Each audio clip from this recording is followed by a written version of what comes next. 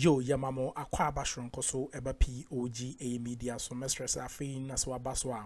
Subscribe, like, you and share, and a mouth for influence, and can kindly click on the notification bell, so send a bear. Ye the news be at platforms, so I won't so work with the air co energy, by young queen, some near fancy to donano, and your umbrella, ye bo, Eddie a ra a year Felix.O Sukwache, a yaswe or ne, miracle, a year abwaje, ekushia mu, a year joy news, and not just say easy. Or Mobobo, a year Mahama, a year D-Levy or Diabanona, penny at the penny, a year Felix.O Sukwache, a chair, a yen bobre, a chair, a year miracle, just a chair, Obama, you seem not yanya day, miracle yanya day, my into a year, Chmamin Chikakra, Yanko, Ninkonkuti, a yensema, is you. As a government, we understand fully the disquiet that Ghanaians have expressed. The anxiety that has greeted this measure is perfectly understandable because we are talking about people who have endured terrible hardships in the last 8 years. Taxes have been piled upon them. Their cost of living has gone through the roof, and they have endured a lot of suffering, which in any event was the reason why they booted out the MPP in the manner that they did. So it is to be expected that any additional measure would attract some concern, and we respect that fully. Except that we are at a juncture that requires decisive action. Otherwise, this whole economy will be brought down by the energy sector. To begin with something, it is true that there's inefficiency, and I will speak to some of it. The horrible criminal happenings at ECG and elsewhere that have led us to this particular juncture. Something. Even before this government took over, and let me stress that there's a government that has been in place for barely 6 months, even before we took over, to begin with, we had to deal with what we call energy legacy debt of 67 billion Ghana cedis. That is even before we lifted a finger as a government. Now, this is not debt that you can ignore. You have to pay. And it piles on for as long as it remains on your books. And it is not as though we have done nothing about it. Something. This year, if you look at the budget, the finance minister is giving the energy minister 23 billion Ghana cedis to settle part of this debt. 23 billion Ghana cedis. Now, this debt has come about because, as we all know, perhaps we don't talk about it much, but as we all know, even if ECG collected all the monies due them, the money will not be up to how much is spent to produce power and distribute it. If ECG collected all the money, and that is because of the way that the tariff is structured. That is the first point. So, under recoveries is one of the reasons why we have a 67 billion Ghana cedi, and this has been there for decades. The second point is that arising out of deliberate policy of the Akuffo administration, this legacy debt was compounded. For many years, a critical component for producing power, which is the purchase of fuel, was not added to the tariff. The president and cabinet took a decision that consumers should not pay for that, but government will pay for it. Something for they did not pay for it. So all the liquid fuel they bought, a significant part of it remains unpaid for. So it is debt that you and I have to shoulder. The criminal mismanagement of the exchange rate, and I heard Bawumia waxing lyrical as I came in. His mismanagement of the exchange rates led to a situation where between July 2022 to November that year, the dollar or the cedi exchanged at the dollar for 17 cedis. It rose from 6 cedis to $1 to 17 cedis. That is an addition of 11 cedis. And you know that IPPs are paid in dollars. And some of the inputs into power generation are bought in dollars. So once this happened, huge debt was accrued. And then, of course, there's the ECG collection. Something you recall that the Akuffo Bawumia administration claimed that they had reduced electricity tariff sometime in 2018. It was not because the factors that led to production had reduced in terms of their cost. They just asked the ECG to reduce electricity tariff. in order to make that sustainable, they should have paid the difference, which would have been a subsidy. Something they didn't pay. So it's added to this debt. You remember that during COVID, they said that they had reduced electricity prices to cushion the consumer. It is all well and good to do so, but they needed to pay for the cost of producing that electricity. Something they did not pay. Then fuel that has been supplied, they didn't pay. In addition to the Samson, the Sankofa gas fields. You know that in order to get the project going, we needed to establish a guarantee, what they call a partial risk guarantee. It cost $500 million, and actually the World Bank gave us money to do so. But it was not a gift. It was something that had to be paid for. In addition to this, GMPC also brought $120 million, making it $620 million.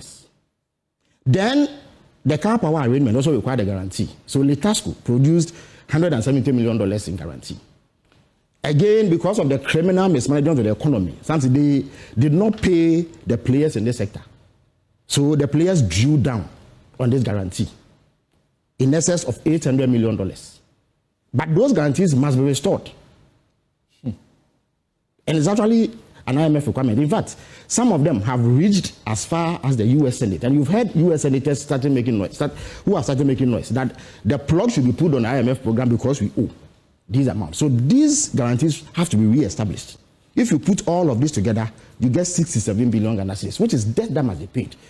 Government this year is giving the energy ministry 23 billion. So if we continue on that trajectory, in 3 years, we should pay it off. But something, if this were the only problem, it would not have been an issue because we have shown clear commitment that we will pay. In addition to this, every year, as we go forward, there's a shortfall in the electricity sector, meaning that there's a certain amount of money that must be paid because of how the tariff is structured. The critical one is the purchase of fuel. So forget about what has built up before we came to power. This year, $1.2 billion has to be coughed up by governments in order to buy fuel. Because the electricity bill you and I pay does not include the cost of fuel.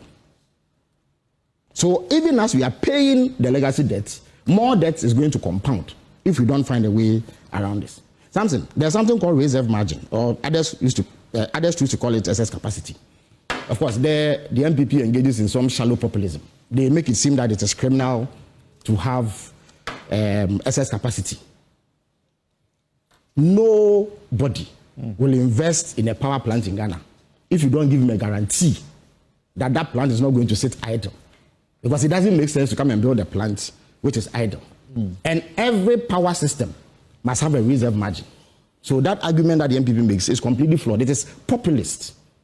In substance, there's nothing in it. And they have not signed one agreement that doesn't have a take or pay clause.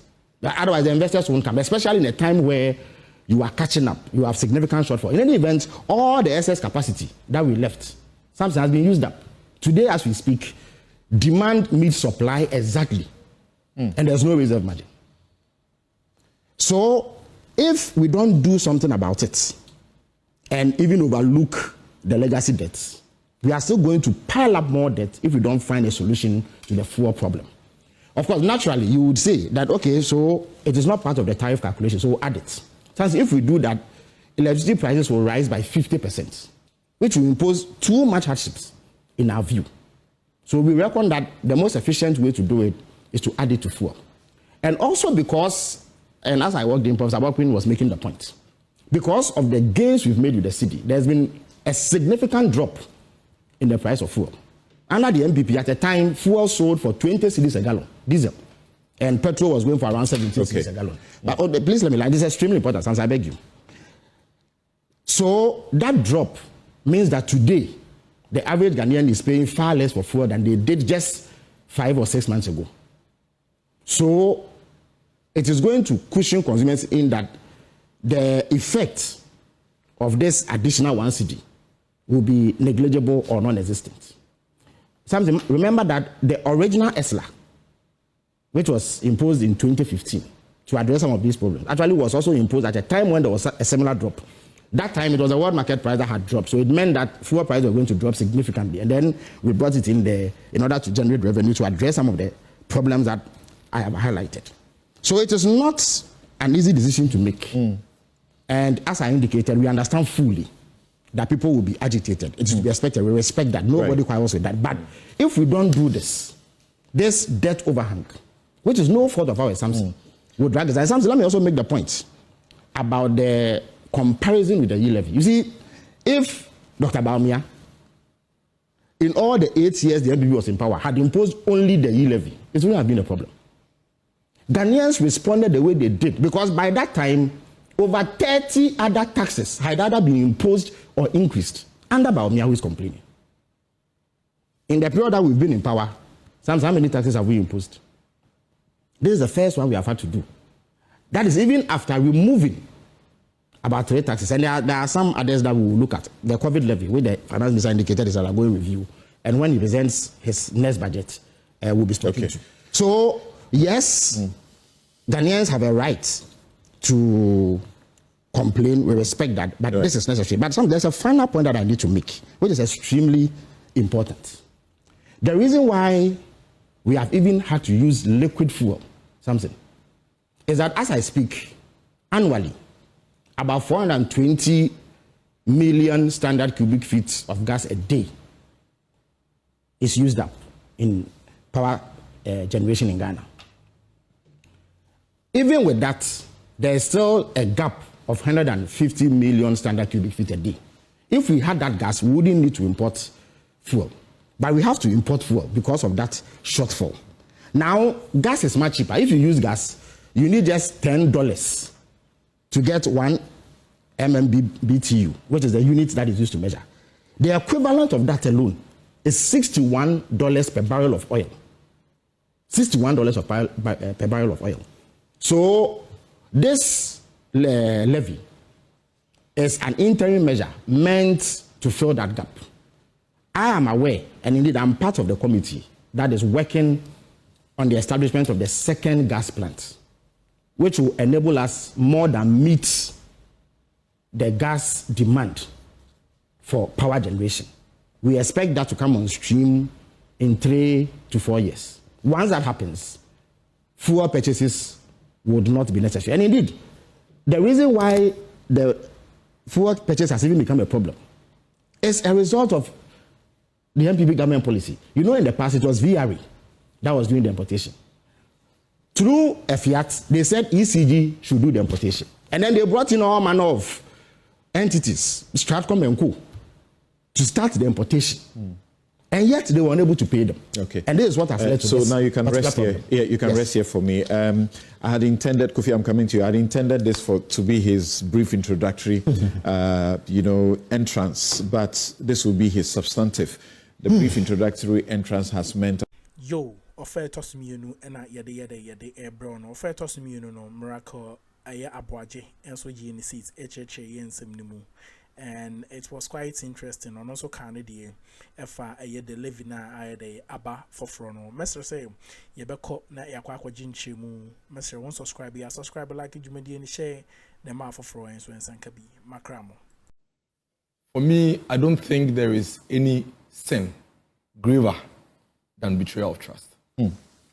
The situation we find ourselves is simply a clueless, everlasting, incompetent bunch of arrogant braggarts who, Felix, I beg you. You call that criminal and all manner of things. I didn't speak, I beg you. You spoke for 15 minutes. Don't interrupt. I haven't said it. No. You are interjecting me. Don't do that. You spoke for 15 minutes. Go ahead. A clueless, everlasting, incompetent bunch of arrogant braggarts who have simply scammed their way into government. That's all. And that is why you see the people speaking. I mean, he's right. This is not the first tax or levy the people of this country are paying. We are already paying, and we keep paying, and they will add more, we'll pay. But the reason why the people will speak up against this is because you came to tell them A, and you are doing B. You betrayed their trust.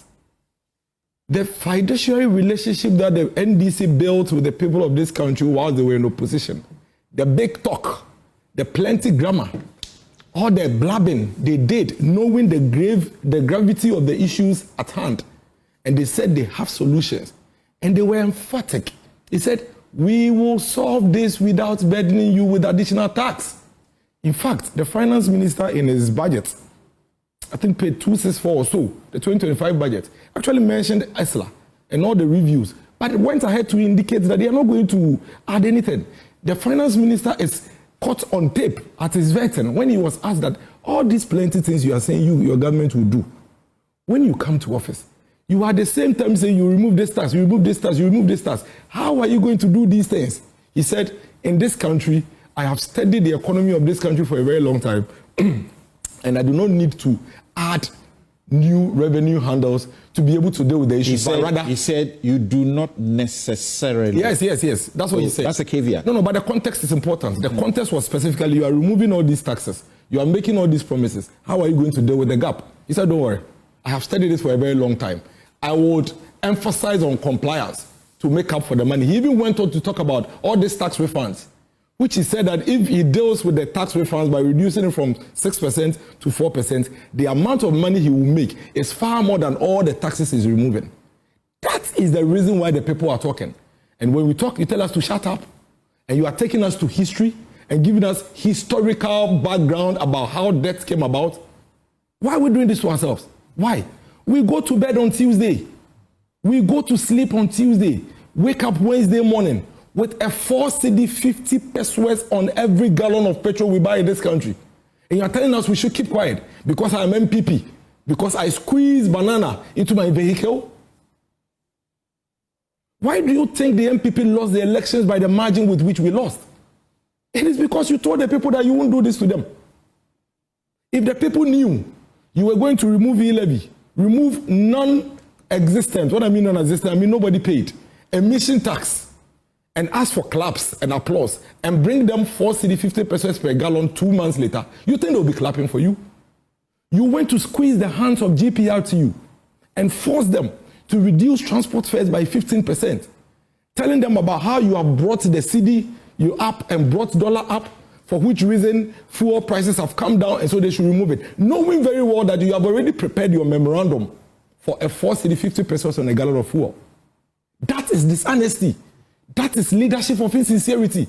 If the GPRTU knew there was a 4 cedi 50 pesos per gallon coming, Samson, they would not have agreed to the 15%. At best, they would have dealt with another percentage, maybe lower than 15%. Today, as we speak, an Uber driver who is using a VIT car is paying close to 42 cedis every day to government for free. And you are saying we shouldn't talk about it?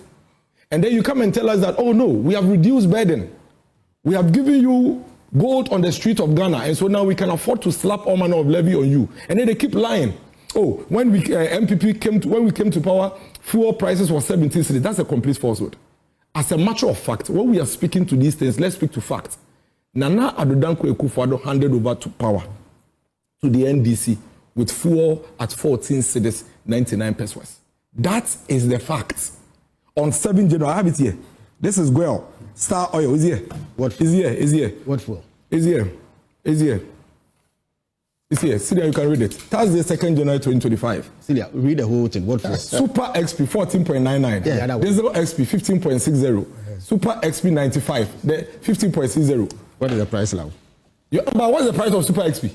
Now. What's the price of Super XP now? Tell me. Is it 17 cedis? Was it 17 cedis? No, what is the price now? No, hold on. You see, and again, Felix, stop interjecting me. Write your notes like I did, and I'll speak to it. The fact is that you have been peddling falsehood. Even this morning, you've done it. Nobody was buying fuel at 17 cedis. Nobody ever bought fuel at 17 cedis under the MPP. Is that what you are saying? Some said, are you going to allow this? So context is important. No, but nobody bought fuel at 17 cedis at the time nobody bought fuel at 17 cedis under the MPP. He's qualified. He's qualified so then, at the time they handed over power. So where is the lie? But didn't you ever buy fuel at 17 cedis? Thank you. Hold on. Yes, Dennis. See, we cannot allow the people we pay with our taxes to mislead the public. The fact is that you took over power with fuel at 14 cedis, not 17 cedis. That is fact. I didn't say we took over. Can I just speak and you make your notes? But you are putting words into my mouth. Can I just speak and you make your notes? All right. When you get the chance, you see, now you've taken close to about 2 minutes of my time. No, No, it's true. I've done 6 minutes. It hasn't taken 2 minutes. It's wrong. Don't do that. Because I could do that to you. I have never. So you see, you never took. So what NDC have actually done is that today I look at Guel and Star Oil, and I realize that Guel is selling Super XP at 12 cedis 52 pesos. It was 14 cedis 99 pesos. In actual sense, it's 2 cedis and about some pesos that the ADC have brought forward down. That is the truth. That is the truth. But the whole week they've been peddling that falsehood of 17 cedis and they brought it to 12 cedis. That is false. And I think it's important to situate it in that context. Number 2, you don't come and tell us that because in your view, you have reduced burdens on us, you can decide to wake up in the middle of the night without consulting us and slap any taxes you want on us and we should keep quiet. That will not happen. As we speak today, between January and now, cement prices have gone up by about 45 cedis. 45 Ghana cedis, something. That is the burden you have reduced. Tomatoes, which you did politics with, which was costing about 2 for 10 cedis, is today costing 1 for 10 cedis. Texpo market, Malata market right here. That is the burden you have reduced. Iron rods are skyrocketing. That is the burden you have reduced. And when you ask them to show evidence of the impact of the appreciation of the dollar, do you know what they do? They point you to the glamour stores on Spintex, East Legon, Cantonment, and Laboni. And they show you banners of these shops who are selling sofas for $60,000 and $70,000, who have reduced their prices and tell you that that is Ghanaian burden reduced. You and I know in this country something. Everybody watching us know. And this is a very serious matter. We're not going to allow this government to basically gaslight us and get away with it. You know that in this country, what truly affects prices of the day-to-day Ghanaian is fuel. Correct. That is the truth. It affects everything. So if we were all happy. Was I not here when I even applauded this government and I said that I am not one of the people who would say that any other person is responsible for the dollar appreciation other than the government. You are there. It's like being in a football match, whether you coach the team right or not. When they win, it's your win. So they should take that credit. But of what use? Is it for you to appreciate a cedi to dollar by some 3-4 cedis and then increase the fuel prices at a time when we're going to enjoy the benefits? Because the only reason why transport fares were reduced was because fuel prices have gone down. Right. So today, if you come and add 1 cedi to transport fares, GPRT have already signaled that they are going to go back. And you know how GPRT operates. Whenever they come down 1, they go back 2 or 3 steps forward. But do you understand them? Why are they not saying we will also revert to the price rather than say we are going on strike? I mean, they do that all the time. This is not the first time. They've even done the strike before. It's not like a threat. They've done, even 2024, they did it. So we'll discuss that. But the fact of the matter is that the reality is what we are confronted, not the grammar. The reality is that you told the people when you come, you won't do this. Today you are doing that. That is what we need to deal with. But do you think that's the real reason why you lost as massively as you did? Because you said the reason why do you think we lost the election the way we did? It was because you promised them that you will not bring taxes. Yes, the economy pockets. But people also remember that you promised that your tisika so accommodate, and we couldn't deliver, and that you were going to make gains from corruption, and we couldn't deliver. Stay there. That is why the people said you said you will do it, so we'll vote for you. That is the reason why the Ghanaian people voted for you. Otherwise, why else do you think they queued to vote for you?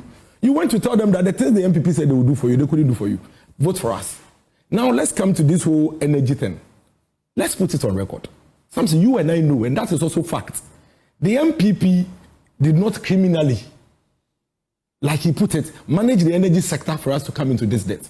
As a matter of fact, if you are going to describe what has brought the energy debt as criminal, then you are the criminals. Because you and I know that 3 things make up our energy sector debt. The excess capacity, which is about $500 million thereabout every year, which you signed, and you heard him say that the NDPP, you signed 32 of it, 32. Something you signed 32 of it. That is fact. Now the fact is that you go and sign contracts with people and tell them to generate power. The country is going to be able to afford to, maybe it's going to be able to use 4,000 megawatts. You go and sign contract of 5,000. I'm making a point. So there's an excess of 1,000. That excess of 1,000, your agreement with them is that whether you use it or you don't use it, you will pay. Now, Council, Bentel, and myself, we only pay for power that we have used. That's 1,000 excess capacity that you took from them. It didn't come to us. So we don't pay for it. What it means is that every day, that excess capacity bill is on governments. We voted for you. You said you were going to change. I agree. For 8 years. Hold on. No, I'm not. I haven't complained. Okay. I am only making a point that you have no business. It is a complete insult to the Ghanaian people for you to come and sit on TV and call the energy sector debt criminally managed when you signed the baby. He gave over a dozen reasons. Hold on, I'm coming to all of them. Number 2, the second reason for our debt, and there is none more than these 3. The second reason is the point that Council Bentel made, and he himself made it.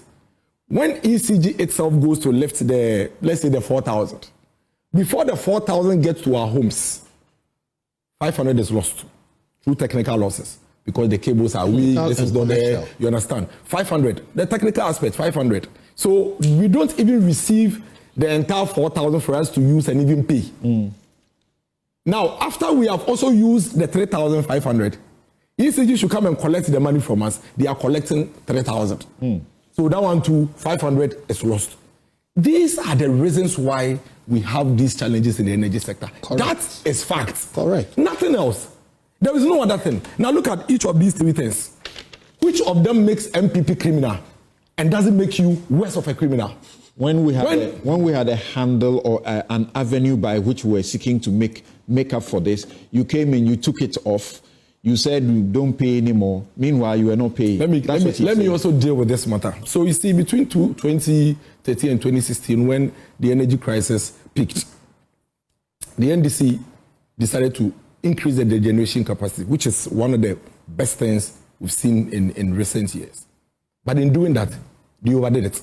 And that brought us the first handle of the debt burden, the excess capacity. Then they introduced ESLA, which was going to be revenue source to deal with some of this debt. Now, some say, listen to this and listen to this carefully. ESLA is online. There is ESLA PLC with all the reports there. There is ESLA report on Ministry of Finance website. In fact, as recent as April 2025, the Finance Minister, Akuffo, Honorable, presented a report on ESLA. The MPP never did what it is that you are trying to impugn on us. When we took office, the energy crisis was so dire that in 2019, if you recall, the World Bank came to do an assessment and said that if we don't deal with the energy sector debt in a certain way, by 2025, our debt was going to grow to $12.5 billion. World Bank report is there. As part of that, the government had to put in place mechanisms to arrest some of the legacy debt. In fact, at that time, if we had not intervened, ESLA had just been introduced. It had not accumulated yet. And the IPPs were crying for their money. You are expecting ESLA to accumulate and you pay them.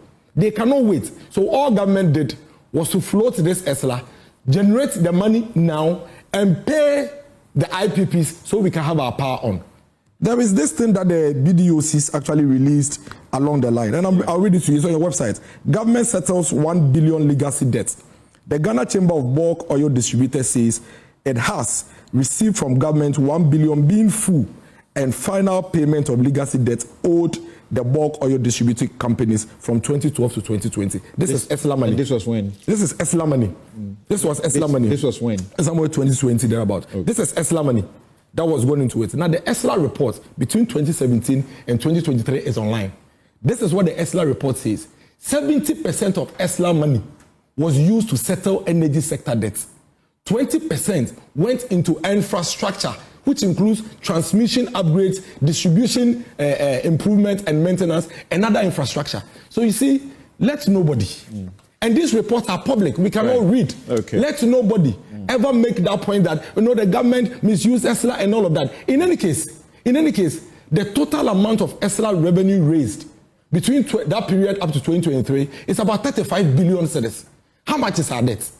35 billion cedis. How much is our debt? Now the point I'm making is that we are complaining about the 4 cedi 50 pesos on a gallon because this government comes on air to create an impression as if they are introducing a levy to come and deal with the energy sector debt. But guess what? This is the point. And this is the point they make, but they make it quietly and subtly.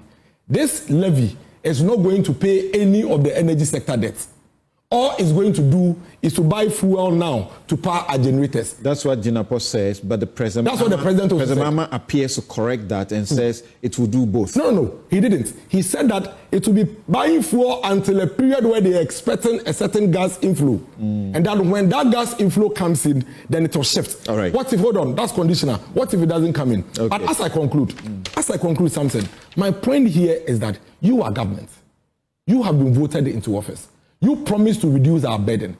You said that you don't need to introduce excessive taxes to be able to do anything. You knew this issue. Your finance minister was ranking member on finance. He understands the issues. You introduced all this energy sector debt. You know the structure and everything. Deal with it. Your energy minister sat on TV and told the whole country that we should vote for the NDC and that in 100 days, he is going to plug and cut the losses of the ECG. Thank you, Dennis. And make sure that they become profitable. Thank you. Then you turn around and come and tell us that we should pay you 50% for every gallon before you give us power. Thank you. That is why we Thank you, Dennis. In some 20 seconds, tell me why you endorse. Yo, Yamin Shas Washi Jumedino, ABC, Simon Khan, one Trawashim, not on your Cassie. Jumedino, and Pompons winning any ha, any of the Jumedino, ABC. I'm also subscribe like Jumedian share, the man for fro, and so answer in Cap Jumedino, a year interactive in Tino, messages or do I drink share, but share under the comment section at the Amazon every year, the news be to platform soon swam, also Wahunu, dear airco, and the air bar, and some no, Bibronum, dear chi, a bread the drona, a the air brown.